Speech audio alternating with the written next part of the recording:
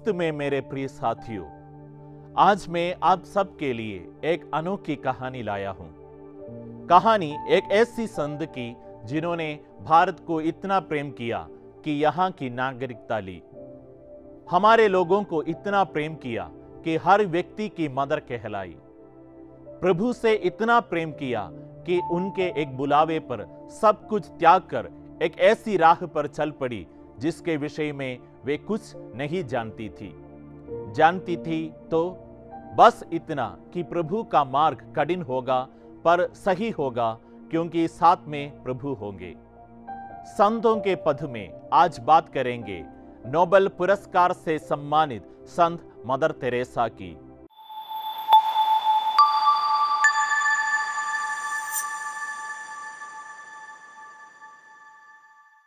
Agnes गोन्सा बोजाक्सियू यानी हमारी mother Teresa का जन्म अल्बेनिया में हुआ था। मात्र 18 वर्ष की आयु में उन्होंने इंस्टीट्यूट ऑफ ब्लेस्ड वर्जिन मेरी में प्रवेश लिया और वे धर्म बहन बनकर भारत आ गई। कोलकाता में उन्होंने अपनी वृद्ध दीक्षा प्राप्त की। विनम्र, स्वार्थहीन, प्रभु पर विश्वास करने वाली, प्रेम से पूरित, सेवाभावी मदर तेरेसा ने अपने आध्यात्मिक फादर वान एक्सम को बताया था कि जब उन्होंने प्रथम बार पवित्र परम प्रसाद ग्रहण किया, तभी से उनके मन में ईसा को गरीबों में देखते हुए उनकी सेवा करने की भावना जाग उठी।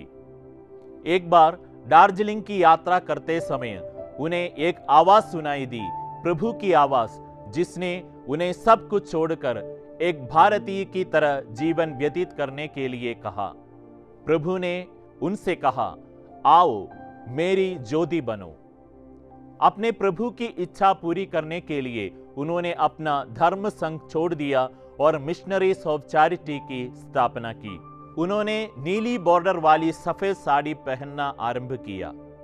जब उन्होंने अपना धर्म संघ छोड़ा और गरीबों की सेवा करने के लिए प्राथमिक चीजें सीखने के लिए पाटना गई, तो उनके पास केवल 5 रुपए थे, पर साथ में था एक दृढ़ विश्वास कि जो कार्य प्रभु का है उसमें कठिनाई तो हो सकती है पर असफलता नहीं। पाटना से लौटने के बाद वे गंदी बस्तियों में जाती थी और वहां के रोगियों और दरिद्रों की सेवा करती थी। वे सड़कों में घूमते बच्चों की देखभाल करती थी। उनका एक ही लक्ष्य था, आत्माओं को पापों से नष्ट होने से बचाना और लोगों की सेवा करना। वे कहती थी कि इस प्रकार वे प्रभु ईसा के चेहरे पर मुस्कान ला सकती है। धीरे धीरे उनके साथ उनकी छात्राएं जुड़ गई जिनको वे पढ़ाती थी। मिशनरीज ऑफ चैरिटी को धर्म संघ की मान्यता प्राप्त हुई और यह न केवल भारत में बल्कि विदेशों में भी बढ़ता गया। छोटे कार्यों को बड़े प्रेम से करना, यही उनका मूल मंत्र था। एक मिशनरी बनने के बाद उन्होंने गरीबों को ही अपना परिवार मान लिया। आज के युग में मदर तेरेसा से हम क्या सीख सकते हैं? मदर तेरेसा ने प्रभु का प्रेम छोटे से छोटे व्यक्ति तक पहुंचाया और इस प्रकार प्रभु के लिए कार्य किया। अपने लिए नहीं, प्रभु के लिए अपना जीवन अर्पित कर दिया। उनका जीवन हमें सिखाता है कि स्वार्थ से परे हो तो हम दूसरों का जीवन भी सुखमय बना सकते हैं।